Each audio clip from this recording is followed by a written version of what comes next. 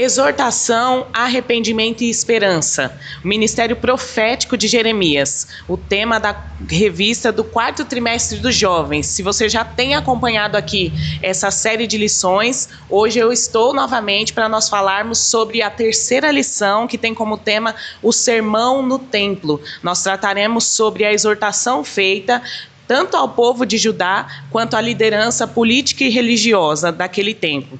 Eu sou Isabel Souza e esse aqui é o MPcast, o canal do pastor Lucas Gomes, que está aqui conosco hoje. Bem-vindo, Lucas, ao seu canal. Obrigado. Valeu por mais uma vez fazer essa abertura brilhante. Que Deus abençoe você. Estamos juntos, a gente vai melhorando. Com essa abertura aí, certamente o pessoal já deixou like, já compartilhou. Tá todo mundo alvoroçado na internet. Vamos junto, pessoal. Dá like, que é para eu poder entrar nesse ministério aí do YouTube, hein? Isso, é um ministério, hein? Muito bom. Bom, então a gente está aqui, como eu já deixei aí a dica para você se inscrever, para você compartilhar, comentar. Por favor, faça isso. Assim você ajuda no crescimento do canal. A mentoria para professores tem como objetivo auxiliar você na organização da sua próxima aula, caso seja professor. Se você é aluno, tem como intenção de te introduzir no conteúdo da lição, para você não chegar em uma linguagem assim, bem jovem, boiando no próximo domingo. Então você já estará por dentro do assunto. Então ajuda a gente aí, porque cada like, cada compartilhamento e também inscrição é o retorno, a retribuição do nosso trabalho. Então, Isabel, estou aí à sua disposição e dos nossos colegas que nos acompanham agora. Vamos lá. O primeiro tópico dessa revista fala sobre a voz no templo. Jeremias, ele recebeu, né, a missão, a incumbência de Deus de ir até Jerusalém e se colocar na porta do templo para passar essa mensagem, para passar essa exortação quanto a isso que nós vamos discutir aqui na revista, que trata das pessoas serem religiosas, né? E aí a primeira questão aqui que acredito que pode surgir na aula é se hoje nós temos muitos frequentadores do templo ao invés de adoradores no templo. Tá. Antes de responder a pergunta, eu esqueci de falar para o pessoal sobre a leitura bíblica. Onde é que ela está? Caso alguém não tenha lido a revista. A leitura bíblica está em Jeremias, capítulo 7, do 1 ao 15. Tá. Se nós temos hoje mais frequentadores do que adoradores, é isso? Isso. Se tratando do nosso tempo, para a gente começar aqui, introduzir as próximas questões. Tá bom. Para as pessoas pegarem o contexto da pergunta da Isabel, o capítulo 7 aqui de Jeremias fala sobre um momento em que ele foi enviado por Deus para profetizar na porta do templo. E essa pergunta ela é muito bem feita. Se nós temos hoje mais frequentadores do que adoradores, claro que não dá para a gente quantificar, né, a cada 100 quantos apenas frequentam, mas a gente tem assim uma informação interessante, né? Parece que a adoração, a entrega na igreja, ela acontece, vamos dizer assim, que obrigatoriamente mais por quem está envolvido em algum departamento musical do que aqueles que não estão envolvidos em departamentos musicais. Eu vou falar o porquê. A gente percebe em alguns cultos que às vezes o departamento está cantando, seja de jovens, de irmãs, adolescentes, e ali eles se entregam naquela adoração, e o resto da igreja, alguns acompanham, mas parece que naquele momento é assim, o departamento levantou para cantar, nós vamos assistir a apresentação. Nós somos espectadores. Então tem alguns cultos que eu observo que parece que a adoração está acontecendo só aqui na frente, lá atrás não está acontecendo. Então, seja na nave da igreja, ou seja nos locais dos departamentos, nós temos muitas pessoas que adoram, mas também temos muitos que apenas frequentam. Então, quem seriam esses? É aqueles que vai bater um cartão, vamos assim dizer, é aqueles que acostumou em ir aos domingos para a igreja, então, dá o horário do culto, ele não consegue ficar em casa, é aquele que não tem mais nada para fazer, ou já fez tudo, aí ele diz, agora eu vou para a igreja, né? Então, a adoração explícita se dá naquele momento ali, né? E vai além de frequentar. Então, eu estou aqui e eu preciso participar do que está acontecendo, desde a hora que começa até a hora que termina. Eu acho que existe um grande equívoco no nosso meio quanto ao momento em que o culto começa. Você pode perceber que em muitos banners que divulgam cultos está lá, por exemplo, domingo culto, 18 horas. Só que na verdade a oração começou às 17h30. Exato. O culto na semana, 20 horas, mas a oração começou às 19h30. Então as pessoas chegam nesse momento da oração, elas dobram o seu joelho ali, agradecem por ter chegado tal, e senta. Ela não continua orando. Então, se eu entendo que eu vou naquele espaço para cultuar, esse é o momento da oração, então nós vamos permanecer de joelhos ou sentados orando. É o momento de abrir a harpa cristã, eu vou participar dessa adoração, eu tenho que participar de tudo que está acontecendo ali dentro, porque eu vim entregar um culto, mas o conceito que as pessoas têm hoje é que elas vêm participar do culto, mas a ideia bíblica é, eu vou entregar um culto. Não, a visão hoje está mais em participar do que na entrega ao culto. Interessante explicar isso na sala de aula, até para quebrar esse ciclo, né? Próxima pergunta é, aí mais para a gente embasar aqui a nossa lição, seguir para as próximas, qual que era o teor dessa mensagem de Jeremias? Qual que era o teor da mensagem que ele estava, qual que é o sermão dele ali na porta do templo e para quem foi destinada essa mensagem? Assim, eu até comentei na primeira aula que o profeta ele tinha essa responsabilidade de denunciar o pecado. Eu sempre cito esse livro, o título dele é O Culto Segundo Deus, de Augusto Nicodemos. Eu já li muitas definições sobre o que era o ministério profético, mas eu acho que a dele foi a melhor. Ele disse que o profeta ele agia na falha do sistema. Então, o sistema político falhou, Deus levantava o profeta. Aí ele ia lá denunciar os pecados do rei. A religião falhou, ele ia lá denunciar os pecados do sacerdote. A sociedade falhou, ele ia lá denunciar os pecados sociais. Então, quando um profeta aparecia, as pessoas de fato ficavam preocupadas. E Jeremias, então, quando ele surge na porta do templo, ele também vai denunciar. Então, estar na porta do templo é estar em um local de passagem. Todas as vezes na Bíblia que a gente vê uma referência à porta, o que acontecia nas portas? Nas portas, como era um lugar de troca de passagem, né, de pessoas, gente entrando, gente saindo, então era comum se aglomerarem pessoas, então a vida se concentrava sempre na porta das cidades. Então ali era o comércio, ali era o julgamento de causas, ali acontecia, os profetas iam para entregar suas mensagens. Jeremias está na porta do templo. Então, nesse ambiente também é onde tudo acontece, onde as pessoas estão transitando. Então a mensagem é para quem trabalha dentro do templo, a mensagem é para quem está chegando no templo. Certo. Então Jeremias ele está num ponto estratégico para que todos possam ouvir. E aí eu acho que você perguntou o teor da mensagem, né? Isso. Denúncia. Então ele vai listar todos os pecados que aquelas pessoas faziam, dentro e fora do templo. Aí nós temos, até na leitura bíblica em classe, a partir do versículo 13, a minha Bíblia é a Nova Tradução na Linguagem de hoje, aí ela diz assim, ó, vocês têm cometido todos esses pecados de que falei, eu os avisei muitas e muitas vezes, mas vocês não quiseram me ouvir. Deixa eu ver aqui, quais são os pecados, ele diz vocês, aqui ó, versículo 8, vocês estão confiando em palavras mentirosas sem valor, vocês roubam, matam, cometem adultério, juram para encobrir mentiras, oferecem sacrifícios a Baal e adoram outros deuses que vocês não conheciam no passado. Então assim, as pessoas estavam indo ao templo e ao mesmo tempo estavam cometendo todos esses pecados que ele cita aqui.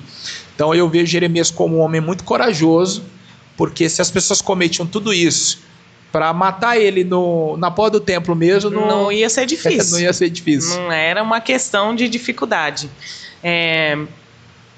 Bom, acho que com essa leitura a gente já entendeu de que forma Judá estava contaminando o culto, né? Então eles estavam fazendo as práticas religiosas, mas também mentindo, adulterando, servindo a outros deuses, né? E a revista coloca aqui também que foi usado o exemplo de Siló, né? Para Judá. Foi dado o exemplo de Siló, que Deus faria a mesma coisa, né? Deus usou o exemplo do que fez em Siló para ajudar. O que aconteceu em Siló? Você colocar aqui para a gente o que foi esse exemplo para Deus usar esse exemplo no sermão, né? Olha, Jeremias, fala para eles isso porque o caminho é o mesmo. Então, quando Deus faz essa referência a Siló, a gente precisa voltar lá nos primeiros capítulos do primeiro livro de Samuel. Capítulo 3, 4, quando a arca ela foi roubada. Qual que era o contexto ali? Os filisteus eram os inimigos diretos do povo. Eles enfrentaram uma primeira batalha, caiu do exército de Israel algo em torno de 3.000, quase 4.000 homens. Então, quando eles voltaram do campo de batalha, eles fizeram uma análise. Por que perdemos? Essa foi a questão. E aí, que coisa, né? A culpa sempre está no outro, nunca em nós mesmos. Não houve uma análise para chegar ao entendimento. Será que pecamos contra o Senhor? Por que Deus não nos deu essa vitória? Até porque os líderes estavam corrompidos. Então, qual foi o pecado de Eli? O pecado de Eli foi não ter destituído os filhos dele do sacerdócio. Ele poderia ter impedido eles de entrar no tabernáculo.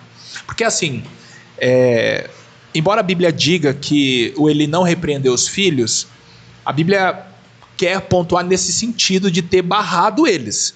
Mas tem um momento que Eli chama a atenção dos filhos dele e ainda até diz dos pecados que eles estavam cometendo e tal, mas só que eles não ouvem. Então assim, ele deveria ir além da postura de pai. Ele deveria agir como o sacerdote do lugar. Então assim, aqui vocês não ministram mais. Então talvez dessa maneira, quando Deus puniu Ofni e Finéias, não teria punido ele. E quem sabe não teria punido tão gravemente Israel como puniu. Então o que acontece? Eles voltam da batalha e dizem, nós perdemos porque a arca não estava aqui. Então a gente percebe que a arca que foi construída debaixo de uma orientação de Deus para fins didáticos, passou agora a ser um amuleto. Então como assim fins didáticos? Deus não estava na arca em si, Deus não era a arca. Ali era uma representação, então era uma maneira lúdica para que o povo entendesse que Deus estava ali, mas ali não era Deus. Então quando eles dizem nós perdemos porque a arca não estava aqui, é como se eles dissessem assim, nós perdemos então porque Deus não estava conosco. Então vamos atrás de Deus, vamos trazê-lo para o campo de batalha e nós venceremos. Então eles colocaram a culpa nessa ausência de Deus. Arca. Trouxeram então Deus para a segunda batalha. E um dia eu ouvi um pregador dizer assim que Deus esteve presente, mas com os braços cruzados. Então Israel perdeu de novo e dessa vez eles perderam 10 vezes mais homens do que na primeira batalha, sem contar que Ofni e Finéias morreram e o sacerdote também morreu, a arca foi roubada. Só que na verdade o que aconteceu ali não foi só um exército que perdeu e uma arca que foi roubada. O santuário em Siló foi destruído. Então isso quer dizer que o ambiente de culto foi devastado. Então não só a arca foi levada. Então Deus permitiu a morte dos 3 sacerdotes, a derrota, permitiu o roubo da arca e a destruição do santuário. Então tudo aquilo que eles se apoiavam religiosamente falando foi perdido. Então agora Deus está denunciando Judá e dizendo que vamos voltar alguns séculos, os mesmos pecados que os filhos de Eli cometeram, vocês estão cometendo e ainda fazendo mais. Então a única coisa que eu tenho para dizer para vocês é o seguinte: o que aconteceu com Siló vai acontecer aqui também. Então, o que Deus estava dizendo através de Jeremias: o templo vai ser destruído, os sacerdotes vão morrer, a perca vai ser grande. E olha que coisa, naquela ocasião a arca foi roubada. Nessa ocasião em que Nabucodonosor invade Jerusalém, em 586, a arca desaparece. Ainda hoje ninguém sabe onde está. É isso. O Indiana Jones tentou procurar, né? Tem um filme do Indiana Jones e a arca perdida, mas ele também não achou. Muito bom. Bom, agora já vamos para o tópico 1, já foi explanado. Agora vamos para o tópico 2, que é a vida espiritual bíblica. Eu posso fazer um comentário antes? Claro. Só para a gente fazer uma aplicação desse Fica à vontade. Ponto aí para os professores dos jovens. Como entender essa advertência de Jeremias no nosso contexto de vida? É só a gente pegar a fala dele em que ele diz: o que aconteceu com Siló vai acontecer com vocês. Então, primeiro, Jeremias quer mostrar que não foi uma obra do acaso. Foi uma coincidência os filisteus destruírem o santuário em Siló. Foi uma coincidência os sacerdotes morrerem e a arca ser roubada. Então ali Jeremias está mostrando: não foi uma coincidência, foi Deus que fez isso. E assim como ele fez lá, ele pode fazer aqui de novo. Como que a gente aplica isso? A vida das pessoas que estão dentro da igreja, que pecam, que se afastam e sofrem algum tipo de juízo da parte de Deus, deve nos servir de exemplo. Então a gente precisa olhar para essas pessoas. É claro que o professor não vai citar exemplos e dar nomes, mas se, professor, vier na sua cabeça alguma situação que você possa citar. Então a gente conhece muitas pessoas que brincaram com Deus, que viveram uma vida de fachada, não eram adoradores genuínos e por conta disso foram punidos. Deus avisou, essas pessoas não ouviram. Então certamente aí na sua igreja, próximo dos seus jovens, deve ter um exemplo desse. Você pode tomar esse exemplo, não cite nomes, mas cite o exemplo para que ele possa entender que não foi uma obra do acaso. Deus entrou em juízo com essa pessoa, e se ele ou ela não mudar de postura agora, Deus também pode cobrar dele de alguma maneira. Muito bom. Então, agora sim, indo para o tópico 2, que é a vida espiritual bíblica.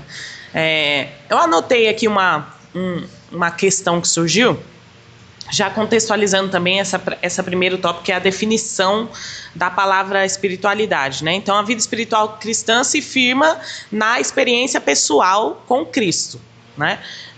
Que vai influenciar não só na vida espiritual, mas também na forma de agir, né? A vida espiritual não é só algo invisível, mas também vai influenciar na forma de agir. Porém, o pensamento pós-moderno afirma que é possível ter uma experiência com Deus sem se comprometer com Cristo, sem ter comprometimento com a igreja ou com os ensinamentos da Bíblia. Isso é possível, realmente? Então, você comentou sobre o pensamento pós-moderno, né? A pós-modernidade tem essa característica de romper com as instituições, romper com a tradição. Então, nós estamos caminhando cada vez mais, e aí a gente tem muitos exemplos do mundo, de pessoas que não reconhecem mais a autoridade do Estado, não reconhecem mais a autoridade das instituições. E aí você tem professores que são desrespeitados, você tem pais e mães que são desrespeitados, pastores que são desrespeitados. Então essa aversão à tradição, aversão às leis, elas têm feito com que algumas pessoas se afastem cada vez mais da igreja. Assim como nós temos também pessoas se afastando de todas as instituições, não é só a igreja. Então é um fenômeno mundial isso, e infelizmente tem alcançado as nossas igrejas. Então não é possível viver genuinamente distante da presença de Deus, a pessoa praticar o seu próprio cristianismo, ela exercer a religião da maneira em que ela entende que deve ser. A gente percebe que no princípio, no primeiro século, os irmãos eles tinham tudo para fazer isso. Por quê? Porque se reunir era sinônimo de problema. Fato. Porque o Império Romano estava à espreita, os judeus também. Então eles tinham tudo para cada um cultuar na sua casa, para cada um exercer o cristianismo à sua maneira. Então, por que enfrentar tantos perigos para estar juntos? Então, tem alguma coisa de importante nisso. E aí nós estamos falando da edificação mútua. Então, nós nos edificamos através do louvor, da palavra.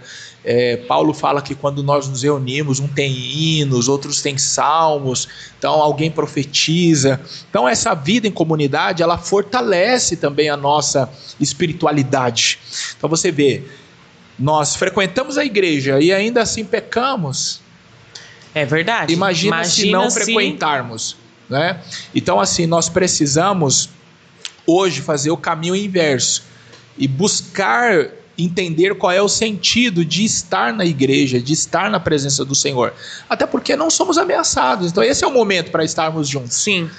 Então, se lá atrás eles arriscaram a vida, é porque de fato ser cristão passava por estar junto. Estar no mesmo ambiente, comungando, adorando o Senhor. Ali se realizava toda a espiritualidade daqueles irmãos. Até, agora conjecturando aqui, né? Até uma certa falta de respeito hoje, essa questão dos desigrejados, né? Porque falta de respeito à história da igreja, né? A história dos primórdios da igreja, porque as pessoas eram mortas, perseguidas para construir algo que hoje nós temos com muita tranquilidade, com total tranquilidade e pelo menos aqui, né, no nosso país, sem nenhum tipo de ameaça, e muitos hoje têm acreditado, enfim, eu acho que nem se aprofundado para saber realmente o que é e aceitado essa questão de desigrejado. Não preciso estar na instituição igreja para ser igreja. Na verdade, a igreja foi deixada para que os irmãos tenham comunhão, não só com Deus, mas entre si, né?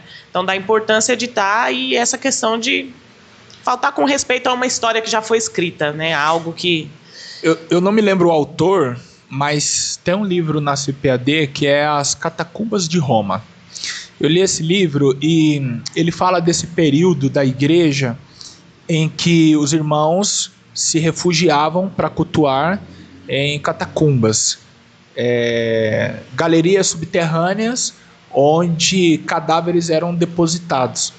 E aí, na entrada das catacumbas, haviam sinais para identificar que ali dentro havia um grupo de cristãos reunidos.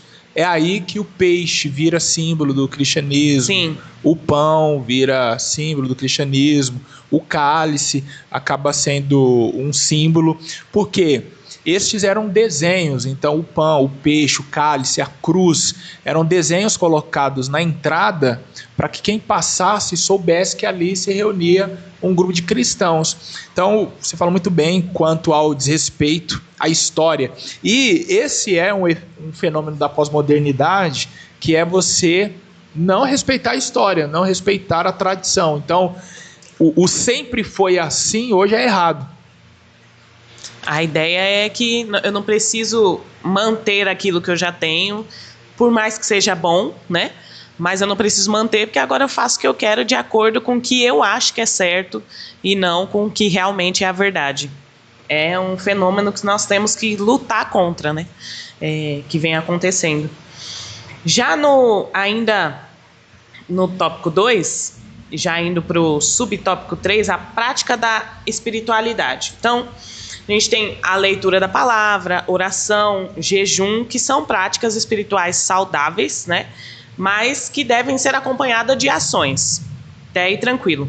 Porém, entretanto, a salvação vem pela fé e não pelas obras. Então, nós devemos fazer obras ou não? Como que a gente tem uma prática de espiritualidade e ações dentro desse questionamento? Porque se eu não sou salvo pelas obras, então eu preciso praticar ações para ter a minha espiritualidade, para praticar a minha fé ou não? Então, tem até uma discussão muito séria entre o que Paulo fala sobre salvação que é pela fé, e Tiago, que aponta as obras. E até Tiago provoca os seus leitores dizendo assim: porventura pode a fé salvá-lo? Então o que Tiago quer saber é se somente a fé ela pode te salvar. E Martinho Lutero, ele acreditava que a carta de Tiago sequer deveria estar no Novo Testamento, porque ele veio do catolicismo, onde as obras eram exaltadas, e aí ele se depara com texto de Romanos 1, 27, se não estiver enganado, o que fala sobre o justo viver pela fé. Então a carta de Tiago para ele era um corpo estranho no Novo Testamento. E aí, o que acontece? Quando a gente fala de fé e obras, a gente precisa entender o seguinte: não existe obras que eu realize que possa garantir a minha salvação. E não existe atestado de salvação que dispense as minhas obras. Interessante. Por quê? As obras é a evidência da salvação. Então, pela fé eu fui salvo, então eu não precisei pagar, eu não precisei fazer alguma coisa, prometer para ser salvo. Então, hoje, pela fé eu entendo o que aconteceu na cruz do Calvário. A salvação ela sempre foi pela fé, tanto antes de Jesus como depois de Jesus. É por isso que Hebreus 11 nos fala sobre os heróis da fé. Por quê? Tudo sempre foi pela fé, nunca pela força. Então os muros de Jericó caíram, não foi pela força, foi pela fé. Pela fé. E então tudo aconteceu pela fé. Eles estavam crendo no quê? No que viria. Agora, nos dias de Jesus, a salvação também se dá pela fé, porque você está vendo um homem, filho de um carpinteiro, que nasceu ali em Belém, dizendo ser o Messias. Então, para crer também tinha que ser pela fé. Então, eu estou tentando mostrar aqui que o desafio de ser salvo pela fé não é somente para nós que estamos 2000 anos depois da crucificação, porque nós não lidamos com as evidências materiais da crucificação. Nos dias de Jesus, ainda era possível ir ao sepulcro, ainda era possível ir atrás dos soldados. Não, realmente, apareceram anjos lá, a pedra saiu sozinha. Quando vocês olharam, o túmulo estava vazio. Os desafios, eles sempre foram os mesmos. Crer que aquele carpinteiro era o Messias. Então, no momento em que eu sou salvo, podemos dizer que a prova dessa salvação se dá a partir das obras. Então, como que Abraão foi reconhecido como um homem que creu em Deus? Qual foi a evidência da fé do Abraão? As obras dele. Então, ele ir ao Moriá para sacrificar o próprio filho é uma evidência da fé. Então, a gente não dá para quantificar a fé, a altura, a largura, a profundidade, peso, mas você pode ter uma dimensão de que ela é muito grande, porque ele foi capaz de ir sacrificar o próprio filho. Qual o tamanho da fé do Moisés? Eu não sei, mas ela foi grande o suficiente para fazer ele preferir ir para o deserto do que viver as boas experiências que o Egito poderia lhe trazer. Então as obras hoje, elas evidenciam a nossa salvação. Então eu sou salvo a partir do que eu faço. Alguém entende: opa, a Isabel, o Lucas, ele é salvo. Então quando você muda de vida, alguém percebe: opa, olha o tamanho dessa fé, olha a salvação que operou na vida dessa pessoa, olha como ela se comporta a partir do momento que ela se encontrou com Cristo. E aí é o que Tiago critica, porque as pessoas que haviam se salvado nos dias de Tiago, pela fé, acreditavam que isso era suficiente. Então alguém ia na porta pedir um alimento: ah não, depois eu te ajudo. Então eles estavam negando a justiça bíblica, que é amar o seu próximo como a si mesmo.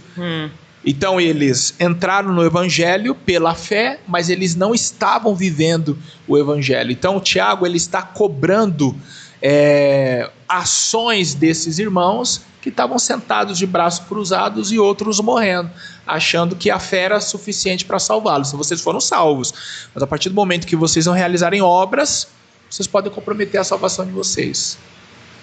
Ou seja, eu preciso ter uma vida que nas minhas práticas, essas práticas glorifiquem a Deus. Isso. Preciso ter práticas que evidenciem que eu sou salva. Claro que pela fé, isso não significa que essas práticas que estão, de alguma maneira, me concedendo a salvação, mas elas evidenciam a salvação em mim. Isso. Glorificam a Deus. Amém. Não é fazendo obras que eu me tornarei mais salvo. Não, eu já estou. Agora, por ser, é que eu faço. É que eu faço. Maravilha.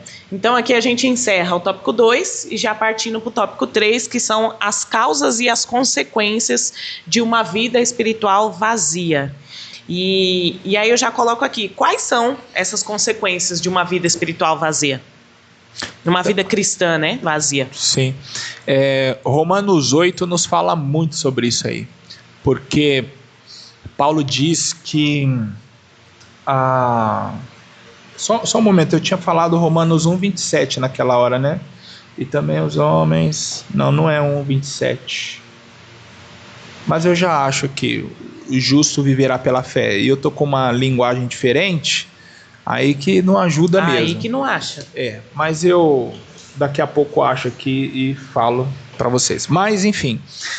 repete a pergunta que eu acabei esquecendo. Quais as causas e consequências de uma vida cristã vazia? Tá. Romanos 8 nos fala sobre isso. Paulo ele diz que a inclinação para a carne é inimizade para com Deus. Então a causa de uma vida espiritual vazia é você se afastar de Deus e com isso se tornar inimigo de Deus.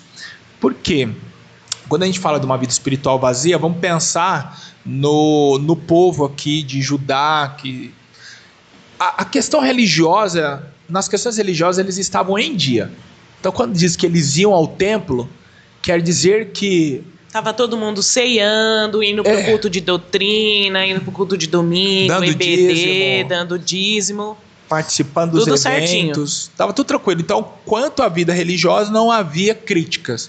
Você vê aqui no capítulo 7, o Jeremias não está cobrando a presença de ninguém nas festas religiosas, ele não está cobrando um sacrifício perfeito como fez o Malaquias, o povo não está levando aqui o animal defeituoso, os sacerdotes não estão deixando o pão embolorar na mesa. A vida religiosa está funcionando. A questão é o que eles fazem fora da igreja.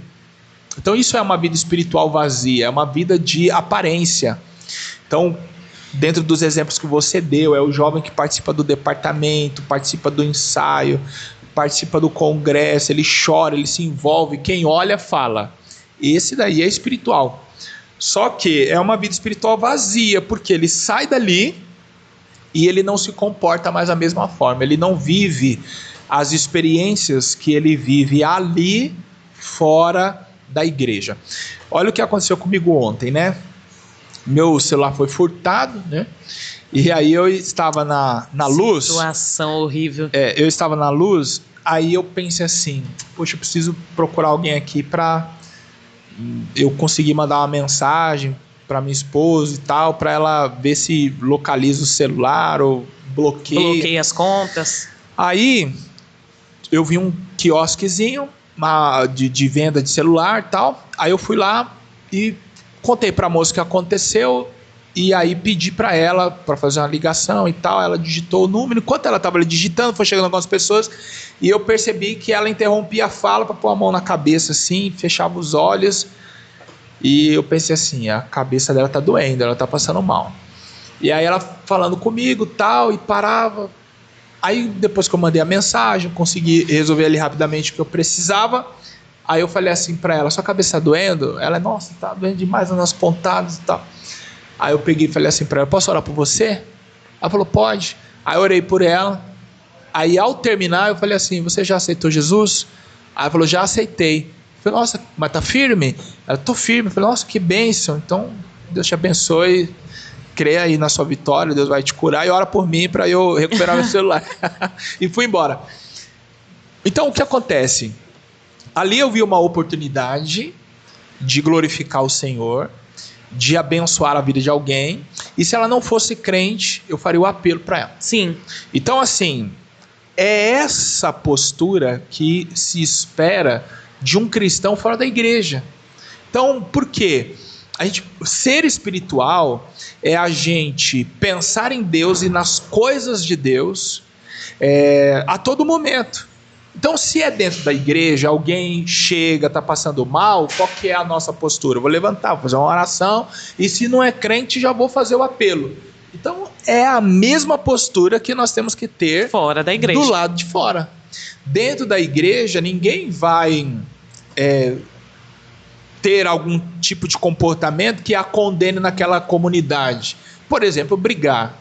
Mas fora, a gente dá o boi para não entrar e a boiada para não sair. Para não sair. Mas dentro da igreja ninguém vai fazer isso. Então uma vida espiritual vazia é essa, é aquela que eu me comporto de uma forma dentro da igreja e fora totalmente diferente. E já pegando o gancho que está envolvido nisso, partindo daí, o que é uma vida espiritual genuinamente bíblica, então? E aqui a gente já encerrando as nossas questões, já estamos aqui no último tópico, né? Uhum. No último subtópico do terceiro tópico. Então, pegando o gancho disso que a gente está conversando, o que é, então, uma vida espiritual genuína? Lá em João 4, Jesus disse que os verdadeiros adoradores o adorariam em espírito e em verdade. Então, eu até comentei isso também, acho que na primeira aula, não foi? Que eu falei a respeito do... Ah, não, foi em outra conversa aqui no podcast. Ali, no João 4, ela queria saber onde Deus verdadeiramente estava, se era no templo, no Gerizim ou em Jerusalém. Aí Jesus fala da adoração em espírito. Então ali Jesus, ele também já estava profetizando a destruição do templo, o momento em que o templo não existiria mais. Porque se a adoração se realizava no espaço físico do templo, e ele está falando de uma adoração em espírito, é porque o templo perderia pelo menos a sua utilidade central na vida religiosa. Então, uma vida genuína na adoração e dentro da sua espiritualidade é aquela em que eu adoro o Senhor em todos os espaços que eu estou.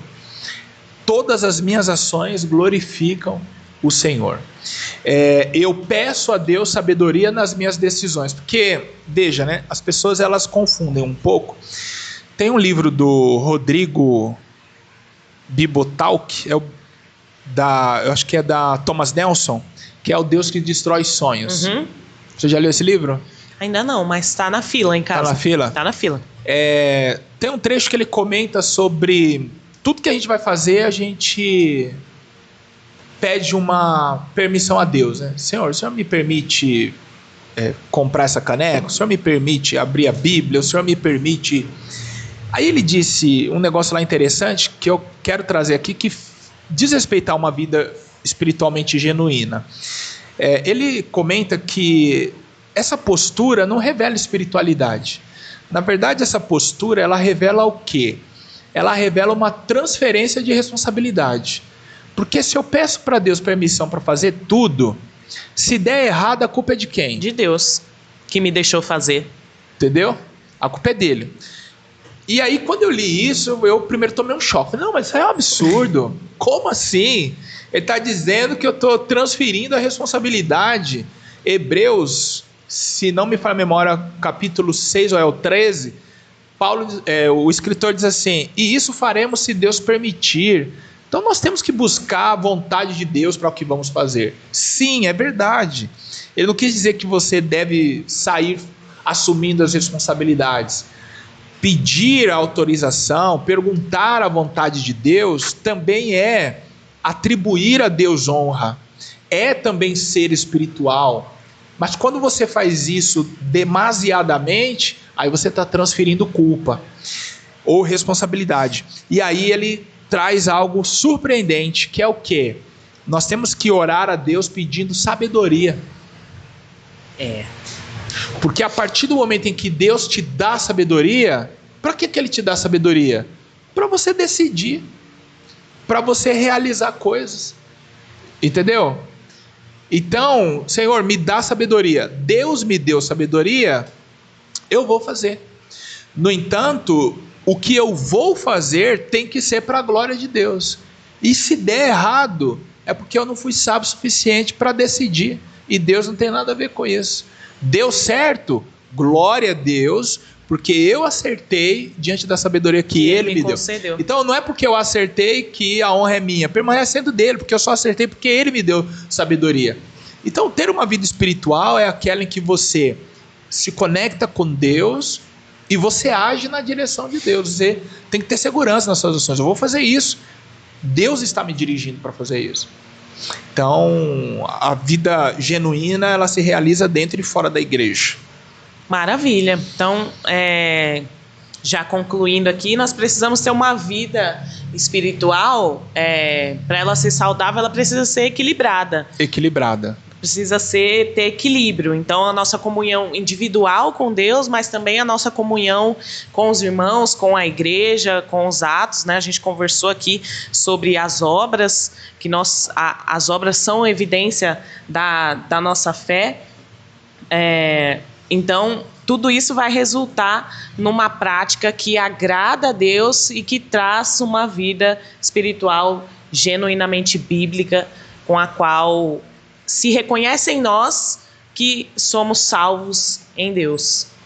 Isso mesmo. Maravilha, maravilha. Encerramos aqui o tópico 3. Lembrei do texto, eu estava confundindo. Diga lá. É o verso 17. 1,17. O justo viverá pela fé. É isso aí. Amém. Amém. Eu agradeço novamente o convite, estar aqui com vocês mais uma vez para mais uma lição. Comentem aí se gostaram, o que vocês acharam. Comentem também, tragam mais dúvidas, né? Coloquem aí nos comentários caso tenha surgido mais alguma dúvida aí. Né? Diante da conversa que nós temos aqui, os irmãos podem ter tido alguma dúvida diferente. Comentem para a gente, Lucas, poder responder todo mundo. Amém, irmãos? Não, você vai ver os comentários lá e responder também. Obrigado, Isabel. A você que acompanhou até agora, obrigado também. Espero que você tenha realizado muitas anotações. A proposta aqui da conversa é nós trazermos perguntas e respostas para te orientar nos seus estudos, mas que são perguntas que de repente podem vir no próximo domingo, ou que você mesmo pode apresentar para orientar a sua aula e ser aí bem sucedido. Então se inscreve, deixa o seu like, compartilha a aula, comenta bastante para a gente poder se sentir motivado e a Isabel também a voltar nas próximas aulas. É isso aí, pessoal, engaja aí. Deus abençoe vocês, até a próxima. Tchau, tchau.